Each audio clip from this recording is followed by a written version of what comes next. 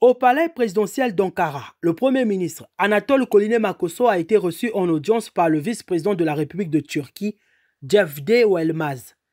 Une rencontre placée sous le signe du renforcement des relations bilatérales entre la Turquie et la République du Congo. Le chef du gouvernement congolais était porteur d'un message personnel du président Denis Sassou Nguesso à son homologue turc, Recep Tayyip Erdogan. Avant la réunion bilatérale, les deux personnalités sont restées en tête-à-tête pendant plus de 3/4 d'heure.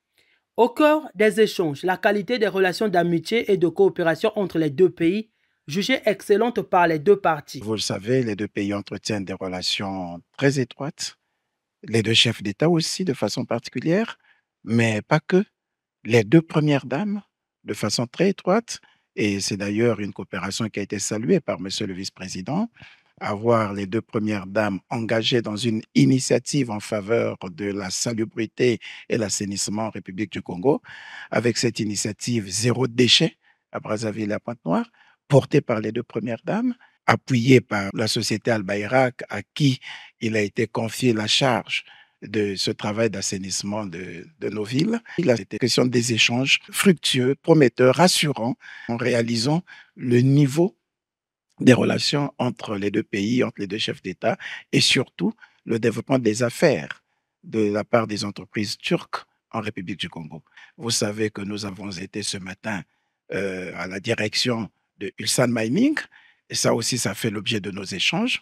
On a rendu compte de la manière dont les travaux s'exécutent au niveau de Mayoko, où le président devra procéder sous peu au lancement des travaux de l'usine de production de mines, et en même temps le lancement des travaux de réhabilitation du chemin de fer sur l'axe Binda-Mayoko-Mombelo, de près de 465 km, Mombelo jusqu'à Pointe-Noire.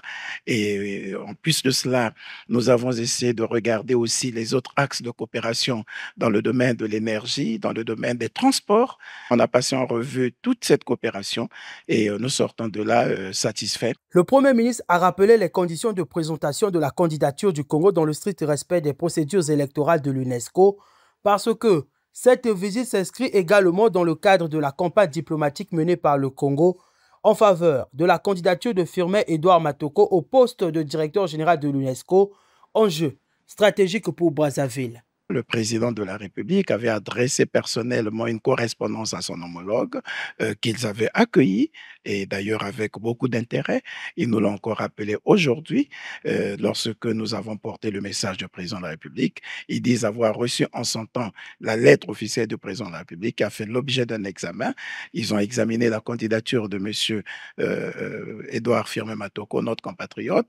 Ils ont reconnu un profil remarquable, une carrière riche et un engagement marqué pour la gestion de l'UNESCO en cette période de crise internationale, de crise du multilatéralisme, de crise du multiculturalisme. Et le parcours de M. Edouard Firmin Matoko marque une candidature rassurante pour relever les défis actuels de l'UNESCO. Ils vont continuer à examiner. Juste après l'entretien avec le vice-président turc, le Premier ministre a poursuivi ses échanges avec le ministre de l'Énergie de Turquie. Un dialogue tourné vers les partenariats dans le domaine énergétique, secteur prioritaire pour les deux pays. Après Ankara, cap sur Istanbul, le Premier ministre s'est envolé vers la capitale économique turque, distante d'1 heure de vol, pour poursuivre sa mission diplomatique.